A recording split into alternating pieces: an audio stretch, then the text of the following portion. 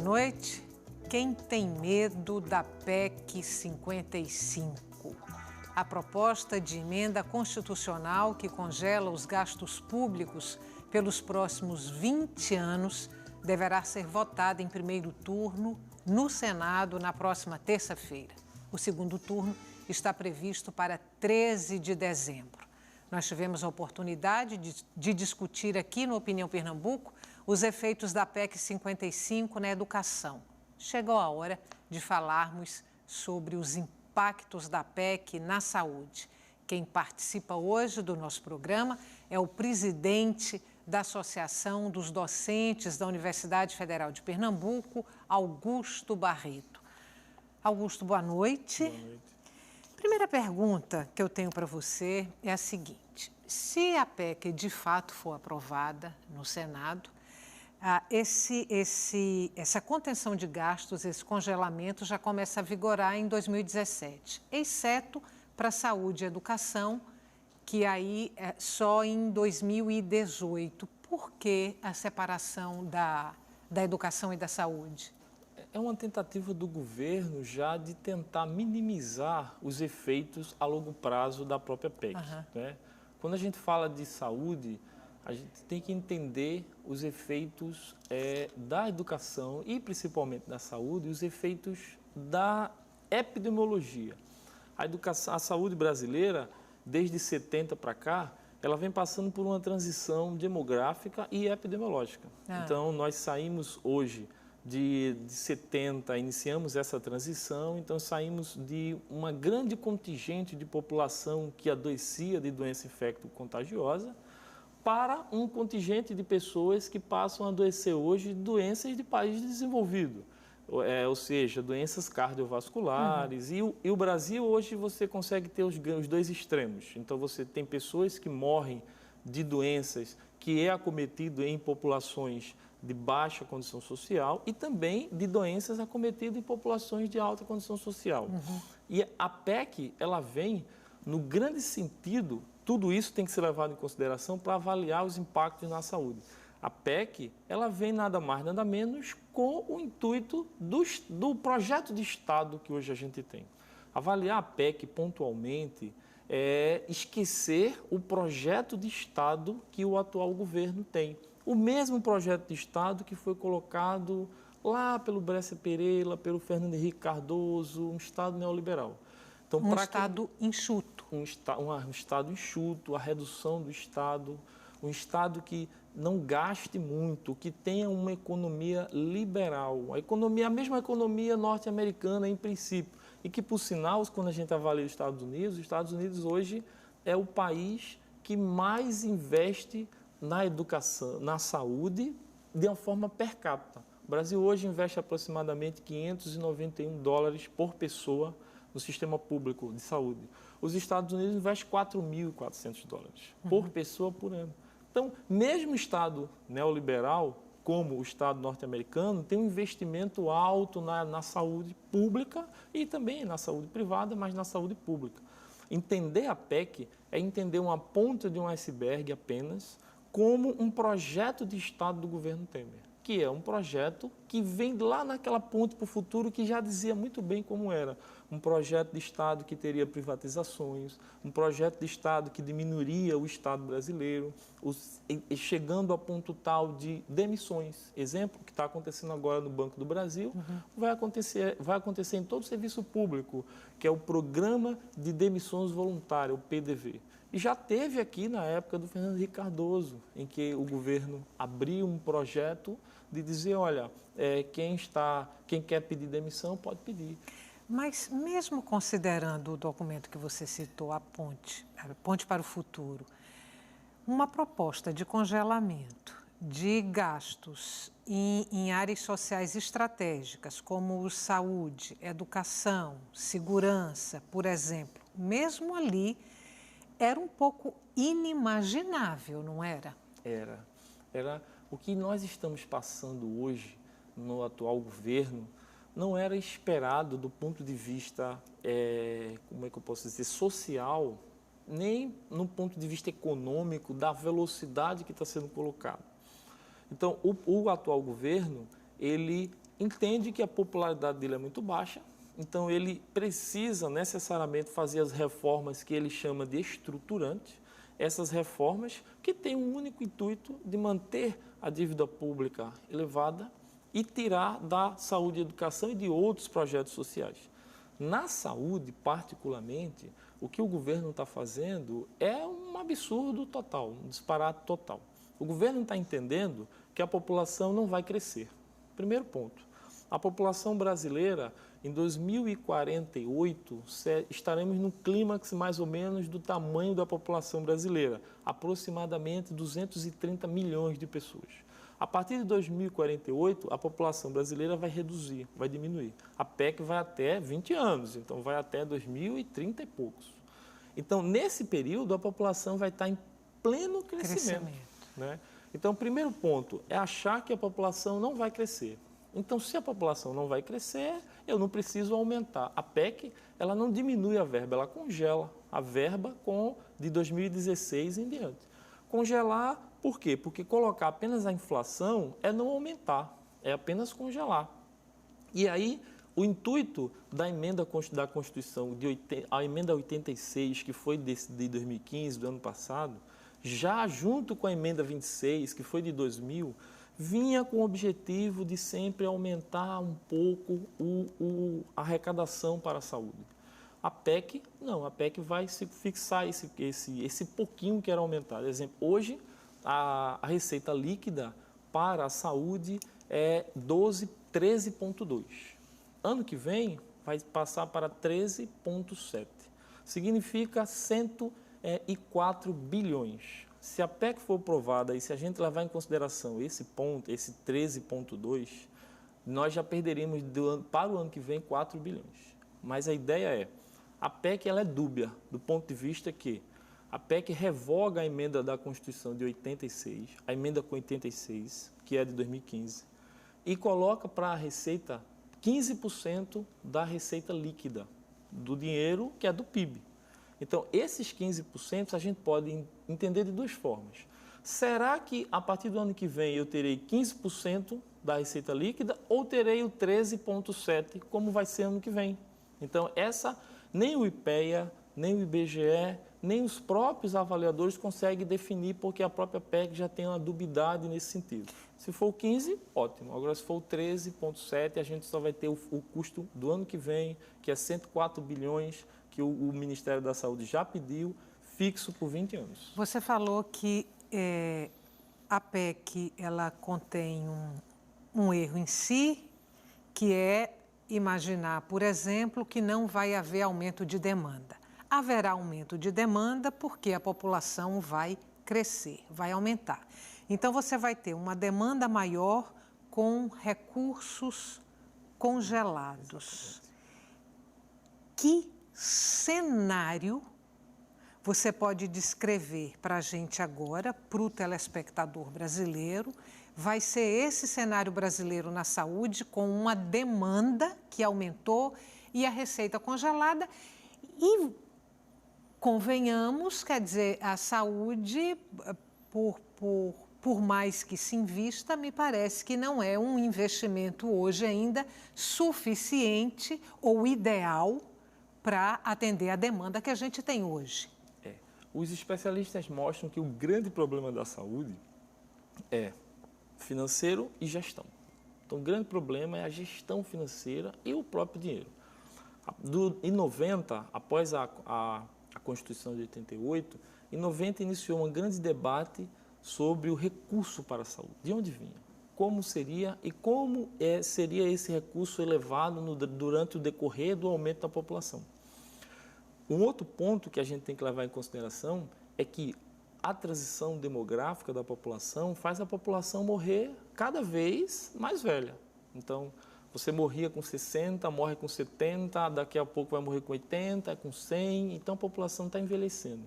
Quanto mais eu envelheço a população, mais eu elevo o custo de média e alta complexidade. Também básico, lógico, na atenção básica, mas eu também elevo o custo de alta e média complexidade. Então, idosos, eu vou ter a população com um aumento de idosos assustador. Eu vou ter aproximadamente 40 milhões de idosos daqui a alguns anos. Então, o Brasil vai ter uma perspectiva de ser o país com o maior número de idosos do mundo. Então, eu vou ter um aumento de idosos, eu vou ter um aumento da população, eu vou ter aumento de doenças de alta e média complexidade, doenças cardiovasculares que gastam muito. Tudo isso em conjunto, o cenário é o pior possível. Nós já conhecemos esse cenário há alguns anos atrás, desde a época do Fernando Henrique Cardoso. O debate não é ideológico, de forma nenhuma. Porque se você pegar a nota técnica do IPEA, o IPEA é um órgão do governo, não é um órgão partidário, é um órgão do governo. Então, a nota técnica já em si já define que o cenário é o pior possível. Ou seja, cenário pior possível, dentro disso que você falou no aumento de uma população idosa. Vão ser idosos sem atendimento. Exatamente. Você falou de doenças de alta complexidade. Vão faltar recursos para o atendimento dessas doenças de alta complexidade? Vai faltar recurso. O governo está propondo, já na perspectiva de o que ele chama de sistema de atenção de saúde popular. Né? Essa atenção de saúde popular também não resolve a situação. Vamos criar um plano de saúde popular, para que todo mundo tenha um plano de saúde complementar. Não resolve a situação. Mas esse plano de saúde popular que o governo fala é um plano privado? Privado.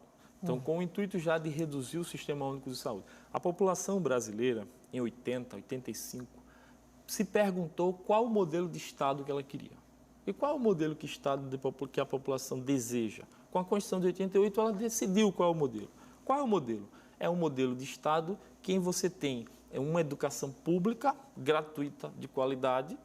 Não chegamos a uma educação de qualidade como desejamos, mas criamos um sistema universal de atenção, que, por sinal, é um dos melhores sistemas universais de atenção de saúde do mundo. O que temos hoje. O SUS hoje, espelhado e levado para uma série de outros países como um modelo.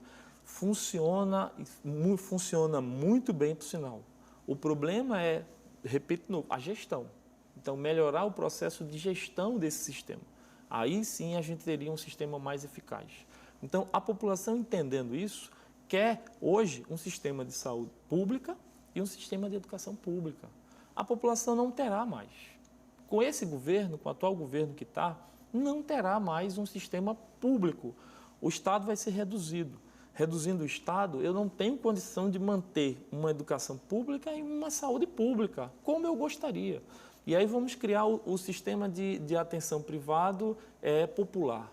Mas o sistema de atenção privado popular não vai dar o suporte necessário para que eu atenda de forma adequada a população. Exemplo, medicamentos de alta complexidade, medicamentos complicados, de difícil, você vai ter que recorrer ao sistema único. Atenção de alta complexidade. Que não terá esse medicamento. Que não terá. Então, o SUS vai dar esse aporte, como já dá hoje.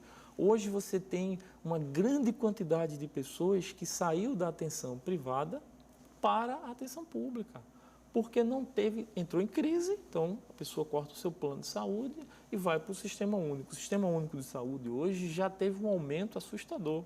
Então, o governo, ele simplesmente não mexe na dívida pública, então não tira nada, não fala nada na PEC na dívida, mas vamos cortar em outros setores. Então vamos cortar na atenção, nos gastos que ele chama de gasto primário.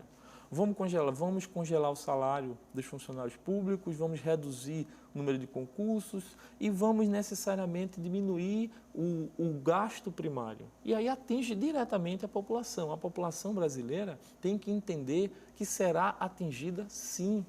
Vai ser atingida, sim, diretamente na saúde e na educação e outros projetos de políticas sociais. Mas será atingida, sim. O que o governo diz e que muitos parlamentares dizem não é a verdade. É uma grande falácia isso. Eu vou te interromper um pouquinho, só um minuto, para a gente fazer um intervalo. O nosso intervalo é curto, você sabe disso. E o assunto que está sendo discutido hoje, aqui no Opinião Pernambuco, são os efeitos da PEC 55 na saúde brasileira. A gente volta já.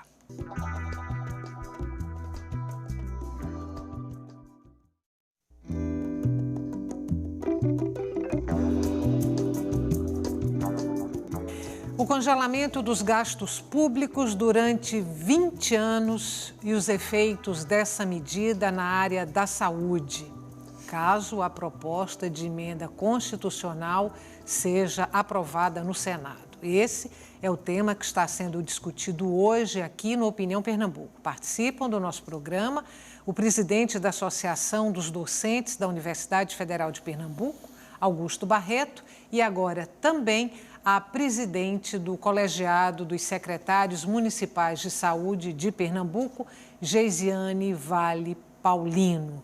Geisiane, boa noite. Boa noite. Obrigada por ter aceito o nosso convite. Bem-vinda ao Opinião Pernambuco.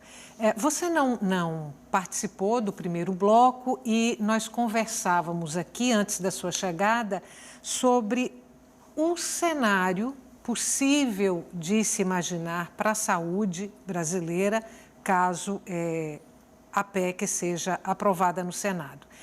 Eu me dei ao trabalho de entrar no site do Conselho Nacional de Saúde, eles têm lá um documento que trata da PEC 55, e esse documento fala que, em a PEC sendo aprovada durante esses 20 anos de congelamento, 434 bilhões de reais deixarão de ser injetados na saúde. A minha pergunta é: que saúde será essa? 434 bilhões mais magra. É um dilema, né? E um desafio muito grande, porque hoje o Sistema Único de Saúde, os vários estudos demonstram que ele já tem um subfinanciamento para funcionar na qualidade e na perspectiva do direito que está garantido na Constituição, que diz que saúde é direito de todos e dever do Estado. Então, com esse subfinanciamento que ele já é real hoje, então o panorama que se apresenta para o futuro é um panorama muito ruim, na verdade, de situação bastante delicada e perigosa do ponto de vista do atendimento a esse direito, que é um direito universal que está colocado, que o SUS precisa estar a postos e organizado para atender a população brasileira. Então, na verdade, o que a gente observa é que, em você ter menos recurso daquilo que já está subfinanciado, você tem um panorama muito ruim nos próximos 20 anos do ponto de vista da saúde. E, além do mais, na verdade, às vezes eu fico até pensando que nós vamos voltar ao que era antes de 1988, com a Constituição que diz que saúde é direito de todos e dever do Estado, onde você tinha um contingente bastante significativo de pessoas que eram consideradas indigentes. Então, aquilo que hoje a gente garante como direito, a perspectiva é que a gente possa ter aí um grupo bastante significativo de pessoas que não vão conseguir chegar aos serviços e também não vão conseguir ter o acesso ou o atendimento que é necessário e que a população precisa. Então, é uma situação bastante difícil e eu acho que o que mais afronta, na verdade, é a questão de você ter aí um direito jogado no lixo, já que você coloca ele na Constituição, mas você não dá as condições concretas para que ele possa acontecer. Ou seja, corremos o risco de marginalizar mais ainda aqueles que, de certa forma, já estão à margem. Exatamente. E você falou, Estela, um dado interessante. O IPEA fez um cenário com dois modelos, né, de 20 anos. Um cenário com o limite da emenda, o limite para os gastos de 13,2%, como é o desse ano, e de 15%, aquilo que a gente tinha comentado no bloco anterior. E colocou a taxa de crescimento do PIB de 0%, 1%, de 0% ao ano, de 1% ao ano ou de 2% ao ano. E fez uma projeção em 20 anos. Né? Se nós levássemos em consideração o que a gente tem hoje de 13,2% do dinheiro arrecadado para o Sistema Único de Saúde, em 20 anos, se nós não crescermos, o PIB for zero durante os 20 anos, que é muito difícil, não é? Nós perderíamos 205 bilhões. Se o PIB for 2% ao ano, nesse crescimento, nós perderíamos 654 bilhões. Então, isso está na nota técnica 28 do IPEA. Isso é do governo. Isso não é um debate ideológico nem partidário. Não é?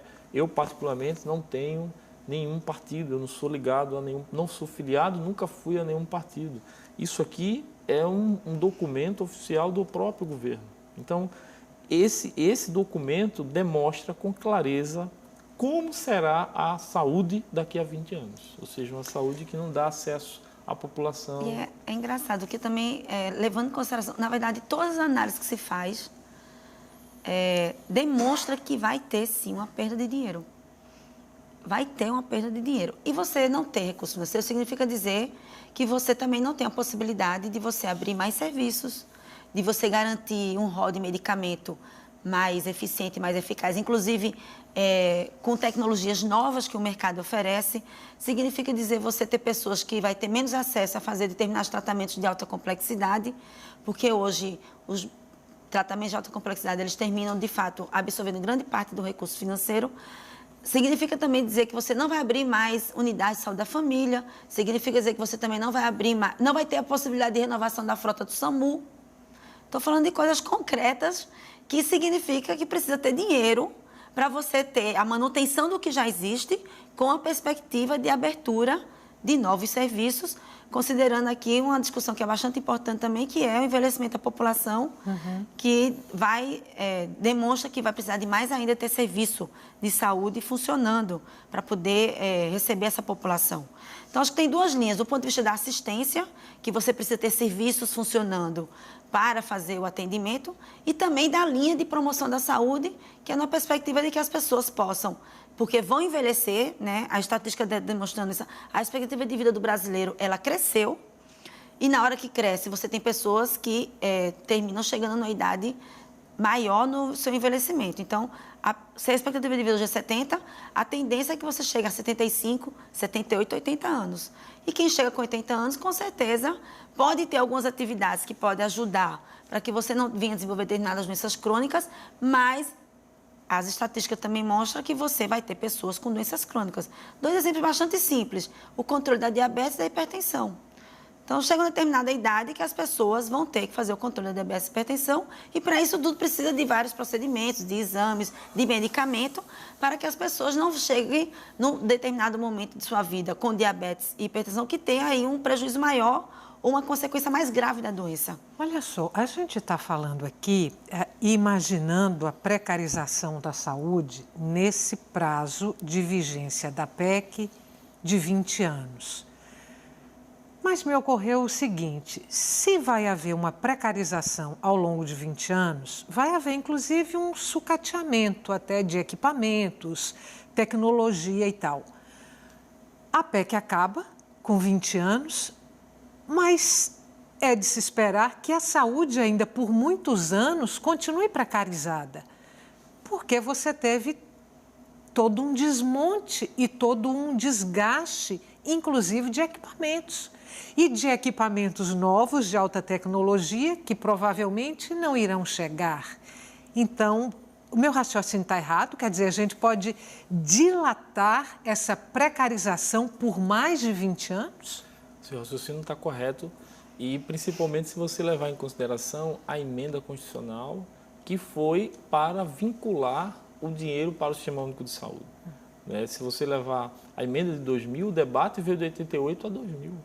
Então, em 2015, a gente tem outra emenda para fazer com que cheguemos à receita líquida de 15%, que é em 2020, 15% para a saúde, 2020, crescendo linearmente até chegar ao que a Organização Mundial de Saúde considera como o mínimo necessário.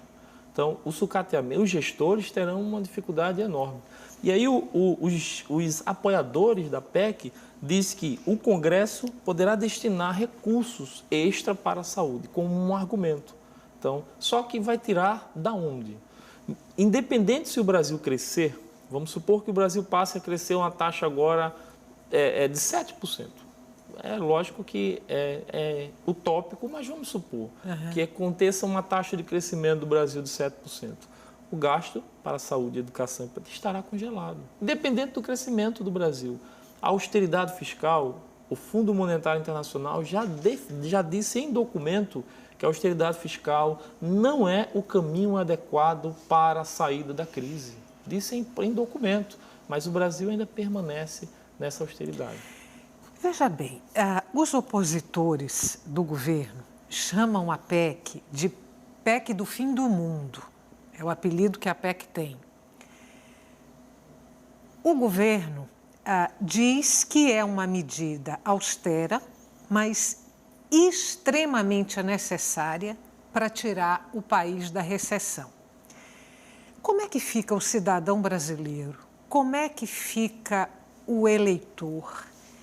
Que instrumentos ele tem para aferir isso que está aí, considerando esses dois extremos, esses dois polos? A oposição diz, é a PEC do fim do mundo, e o governo diz, é uma medida amarga, mas extremamente necessária e salutar. Eu entendo da seguinte forma, eu acho que tem que ter, de fato, um controle do gasto. Temos que ter esse controle do gasto. E você tem vários mecanismos de gestão, você tem aí, a própria sociedade criou mecanismos e canais de ter o controle social. Na saúde mesmo, a gente funciona hoje, para você, inclusive, receber um recurso financeiro do governo federal, você tem que ter constituído os conselhos municipais de saúde e os conselhos estaduais de saúde, que sentam lá de forma tripartite, representação dos usuários, representação da gestão e representação dos trabalhadores.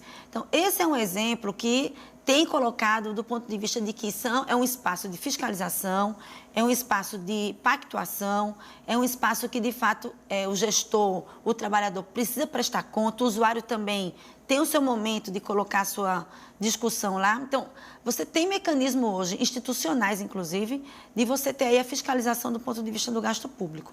Agora, a grande questão colocada é, esse é um remédio amargo e que vai ter uma consequência. O dilema que está colocado hoje para a gente, enquanto, principalmente quem trabalha na saúde, quem está aí por dentro é a consequência desse remédio amargo. Porque, às vezes, você toma um remédio amargo... São os efeitos colaterais. Você toma um remédio amargo, mas você tem aí a garantia de que você vai, de fato, ficar bem. E nessa situação, em 20 anos, você não tem. Porque uma coisa é você ter um espaço de 5 anos garantido, aí você toma um remédio amargo de 5 anos, mas você tem aí a garantia de que depois de 5 anos, 5 anos, eu estou dando aí um número qualquer, você tem a garantia de que vai ter depois o retorno disso. Mas 20 anos é uma geração, se você pensar bem. Quem nasce hoje no SUS vai ver o SUS precarizado durante 20 anos para colher um resultado de uma medida que está sendo tomada. É uma geração. É você nascer hoje e daqui a 20 anos você ter a garantia do seu direito à saúde universal, como está colocado na Constituição. Aí eu quero retomar esse ponto do cidadão brasileiro. O cidadão brasileiro, ele está numa situação hoje muito complicada. De um lado, ele investiu o voto, não é, num partido de esquerda, num projeto de Estado, como a gente tinha comentado anteriormente ao governo Lula, em que o governo Lula teve um modelo de Estado, que aí eu não vou entrar no mérito do neoliberalismo, se ele foi ou não neoliberal, mas ele teve um projeto de Estado em que teve uma melhor distribuição de renda. Se nós pegarmos os gráficos de distribuição de renda, nós veremos que a melhora da distribuição de renda iniciou exatamente quando o governo do Partido dos Trabalhadores entrou. E isso fez com que nós saímos do mapa da fome, da miséria. A miséria, a fome da população levam a uma série de consequências na saúde.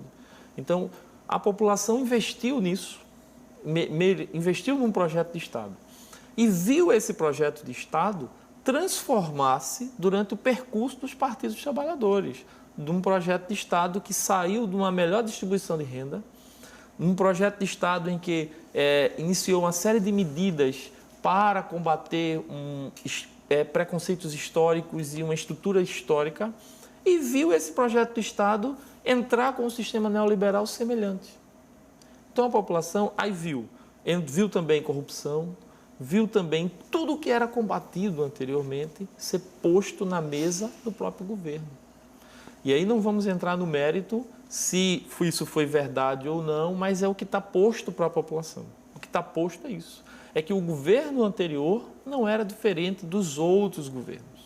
Então, as medidas da grande diferença do projeto de Estado não foi colocado em jogo. A população acha que os estados, o projeto de estado são iguais. E esse é o dilema. Eu retorno a um projeto de estado anterior ou eu agora invisto em um novo modelo de estado, que é o modelo neoliberal. É o modelo que a gente já conhece, das privatizações, das organizações. A população ainda tem, de um modo geral, ainda tem a ilusão de que está combatendo a corrupção? Eu acho que alguns ainda têm, né? Alguns grupos ainda têm a ilusão que há um combate veemente à corrupção, colocando o atual governo no poder, voltando. A ideia do governo atual agora é criar um presidente tampão. Então, a partir de janeiro, provavelmente, o debate da saída do Temer será amplificado, maximizado. E um governo tampão deve entrar no lugar, e aí já se tem rumores em que provavelmente o próprio Fernando Henrique Cardoso deve ser esse governo. Então, aí a população volta àquela condição do Plano Real, tudo isso, e a população entende que com isso deve combater a corrupção, mas não vai combater a corrupção. Vamos fazer mais um intervalo curto, a gente volta daqui a pouquinho. O tema de hoje do nosso programa são os efeitos da PEC 55 na saúde. Até já.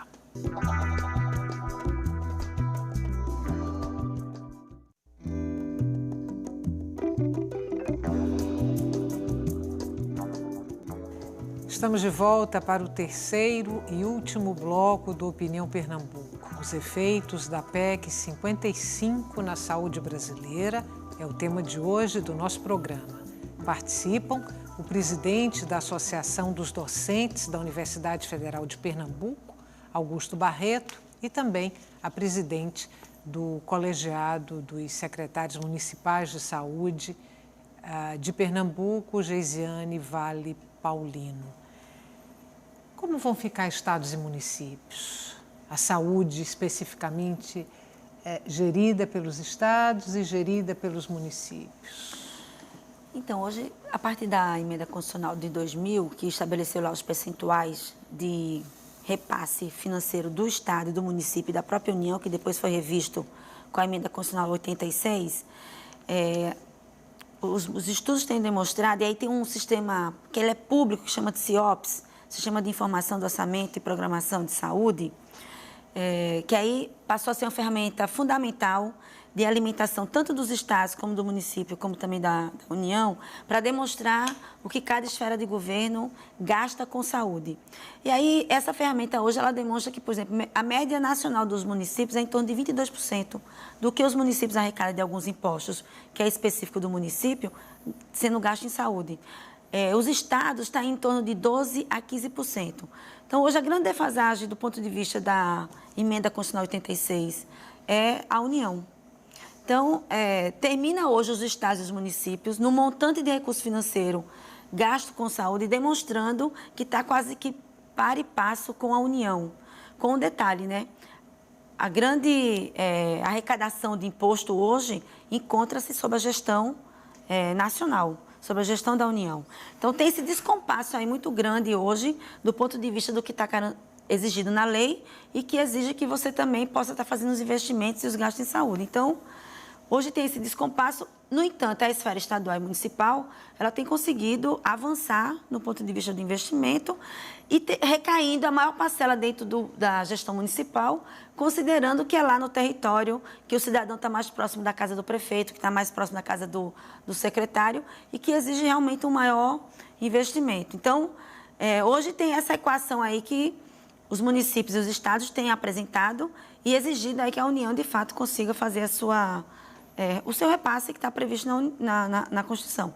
Por outro lado, com a PEC 55, esse estado de repasse financeiro do governo federal para os municípios e para o estado, a tendência é ele ficar congelado. Então, grande parte dos serviços que se abre hoje tem um dinheiro que é do Ministério da Saúde, mas termina os estados e os municípios também aportando para que eles funcionem. E só o estado e só o município hoje não teria condições também de botar para funcionar. Olha só, segundo dados do IBGE, a população que mais necessita dos serviços públicos, principalmente saúde e educação, é a população negra. Levando isso em consideração, o presidente do Instituto, Luiz Gama, que é um instituto que atua em defesa das causas sociais, disse que essa era uma PEC racista. E aí eu peço a opinião de vocês. Eu digo que é uma PEC que não vai atingir apenas a população negra, vai atingir a população de uma maneira geral. Não é? Ela vai atingir os projetos sociais para a população LGBT, ela vai atingir os projetos sociais para a população negra, para a população pobre, vai atingir a classe média, porque essa classe média também está em crise, cortou seus planos de saúde, vai se colocar no Sistema Único de Saúde, e o sistema não vai suportar isso, como já não está suportando. A economia colocada na saúde, ela é uma mola propulsora. Os estudos mostram que a cada R$1 investido na saúde, você tem 1,7, R$1,70 no PIB, elevado no PIB, ou seja, você tem, a cada R$1 investido na saúde, você tem 70 centavos a mais, 1,70 no PIB. Então, a saúde não pode ser encarado como um gasto, a educação não pode ser encarada como um gasto, e tem que ser encarado também como uma estratégia de mola propulsora da própria economia. Então, a quantidade de emprego, a condição que a saúde tem quando o governo investe na saúde e na educação, gera muita coisa. E o governo está esquecendo isso, né? Então, eu não vejo que apenas a população negra, lógico, a população negra vai ser talvez mais afetada porque é a população que historicamente avaliada, se a gente avaliar historicamente, é a população que tem a maior concentração de pessoas de baixa condição, não é? E isso o governo anterior tentou fazer modificações e conseguiu, não é? Hoje a gente vê nas universidades, a gente vê alunos que vieram de escola pública, alunos negros, coisa que a gente não via mais há um tempo nas universidades, nas escolas. E isso a gente vem conseguindo mudar. Então, eu acho que todos nós seremos atingidos. Roberto, que está assistindo ao programa, mandou a seguinte pergunta para a gente. A PEC vai diminuir investimento para a infraestrutura? Vai. Do ponto de vista da saúde, com certeza. Porque hoje, o grande dilema colocado é você manter o que está aí. E manter o que está aí significa dizer que são serviços que já estão funcionando, que já estão abertos, que você não vai precisar construir, porque já está aí colocado. Então, eu acho que vai na saúde, com certeza. Agora, eu queria colocar minha opinião com relação à PEC racista. Né? Eu entendo também que, do ponto de vista, se você entender que a saúde hoje é um direito e o SUS garante esse direito, então, na verdade, todos vão ser atingidos. Talvez mais a população negra, porque procura mais o serviço. E por que todos vão ser atingidos? Pense que hoje, o pãozinho que você comeu, né, a vigilância sanitária esteve lá e garantiu que o pãozinho que você comeu, ele tem a quantidade suficiente de produtos e elementos que façam com que o pão seja saudável. Então, desde a hora que você acorda, com a vigilância sanitária funcionando, até o momento que você leva o seu filho para tomar vacina, que hoje, de fato, esse é um serviço que funciona muito bem no Brasil, então você tem aí a possibilidade de não ter, com a emenda 241 ou com a emenda 55, você não tem, então, esse direito que está garantido e que já funciona hoje, ser precarizado para o futuro. Então, e aí não é só a questão da população negra. Na verdade, vai terminar sendo da população brasileira.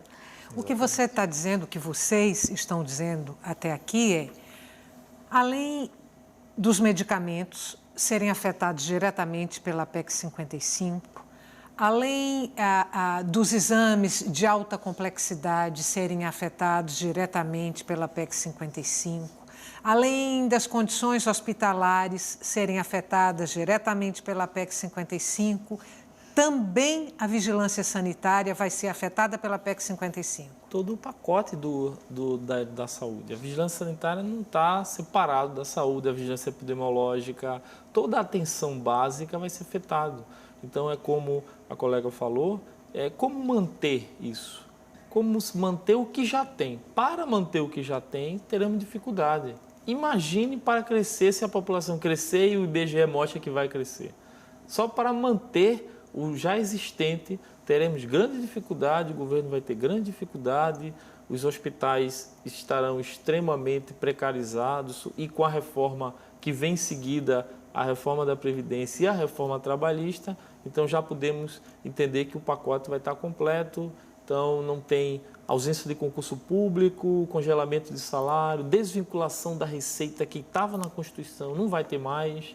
Salário mínimo vai... Congela o salário mínimo e aí a gente vai esperar o bom senso do governo. Vamos esperar o bom senso do governo para aumentar o salário dos médicos, dos enfermeiros, dos fisioterapeutas, dos técnicos de enfermagem. Não vai ter o bom senso.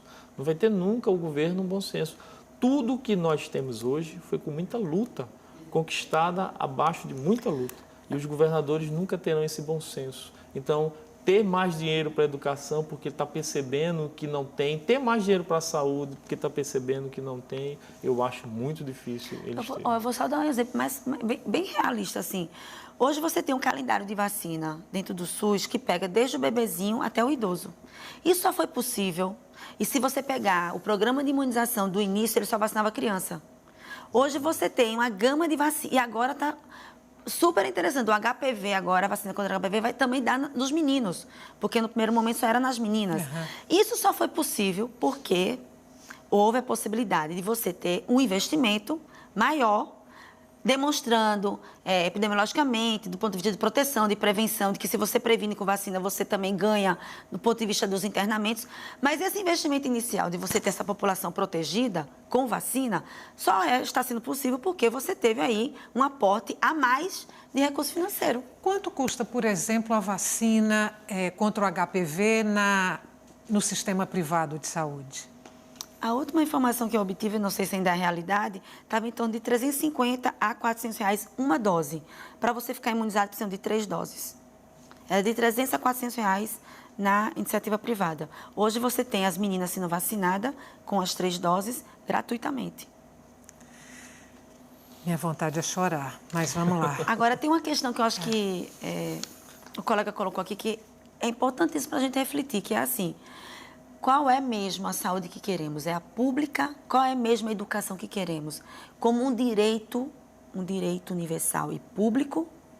Porque se assim acreditamos e se assim foi colocado na Constituição, é preciso que o Estado brasileiro, né, governos federal, estadual e municipal, de fato, coloquem isso como uma prioridade dentro das suas agendas. Então, qual é mesmo a saúde que queremos? É a pública? É a universal? É a universal? Mas quando a proposta de governo não passa pelas urnas, a quem você vai estar respeitando? Que voto você vai estar respeitando se você não foi eleito pelo voto? Pergunta de Edivaldo Natal, da linha do Tiro.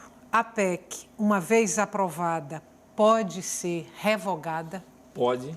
E, particularmente, a minha esperança, Rivaldo, é que eu acho que ela perdure aí 3 anos no máximo e seja revogada. Porque você tem essa... Eu ainda tenho essa esperança. É só uma esperança ou é uma convicção? É convicção, é complicado, né? Eu ouvi vários debates e alguns debatedores citaram essa condição. A condição da saúde, da educação e de outras políticas sociais estarão tão complicadas que a revogação vai ser provavelmente iminente. O próprio governo vai avaliar que... Porque vai ser uma revoga inevitável. Provavelmente. Então, para isso, para tentar ainda mostrar ao governo que a gente está vivo, né? Nós da ADUFEP estamos enviando 4 ônibus no próximo sábado para Brasília, ajudando aí as centrais sindicais na mobilização, não é? A comunidade universitária da UFPE está nos ônibus, então professores, técnicos e estudantes. O Sintufep, que é o sindicato dos técnicos, também está enviando ônibus. A própria UPE e os outros sindicatos, todos nós estamos agregados aí na tentativa de mobilizar o máximo de gente possível para no dia 29 estar em Brasília e mostrar aos senadores que o povo não quer isso. Agora, se a PEC parece tão desastrosa, inconstitucional, como garantiu lá o Conselho Jurídico do próprio Senado, e tão desastrosa ao ponto de se prever que, como você falou, ao largo de 3 anos, o próprio governo vai ter que revogar essa medida, porque ela será insustentável, o que justifica a aprovação dela agora? Ela deve entrar em votação em primeiro turno na próxima terça-feira. Dia 29. Em segundo turno, no dia 13 de dezembro. Eu acho que precisa da aprovação de 3/5 do Senado para ser aprovada e para sanção presidencial. Qual a expectativa de vocês em relação à votação no Senado? A minha é que passa com muita tranquilidade. Não é? A minha também. Vai passar com muita tranquilidade. Agora, eu acho que a grande questão colocada é, vai ter factibilidade? Talvez daqui a 3, 4, 5 anos tenha que fazer uma revisão, né, da própria emenda. E considerando que daqui a 2 anos também o próprio Congresso pode ser renovado. Exatamente. Também é outra questão, porque os novos parlamentares que chegarem também podem chegar com outra visão, com outro entendimento, e eles é que fazem as leis, né? Então, temos essa esperança também. Agora, eu acho que uma questão que a gente tem pensado muito na saúde lá, enquanto gestão, é assim: hoje você tem um grau de judicialização bastante grande, principalmente para a garantia de medicamentos. Muitos dos medicamentos de ponta, que muitos deles nem entrou ainda no Brasil, enfim, tem todo um contexto aí com relação à judicialização. Ao mesmo tempo que você tem aí o direito garantido pelo judiciário, você também tem uma lei sendo criada que lhe tira, né, a possibilidade de que o direito seja garantido. Então, tem essa contradição muito grande hoje dentro da própria sociedade brasileira. Então, hoje, se você pega aí, os processos de judicialização são enormes e que, inclusive, reportam um gasto extremamente grande dentro do Sistema Único de Saúde. Bom, esse é um dilema também colocado. Como é que vai se entender que é um direito, mas, ao mesmo tempo, é uma restrição financeira? Acabou o tempo do programa, infelizmente. Até uma próxima oportunidade. Muito obrigada mais uma vez por terem vindo aqui hoje. Boa noite mais uma vez para você que está em casa. Muito obrigada pela companhia até agora e muito obrigada pelas perguntas. O Opinião Pernambuco volta amanhã.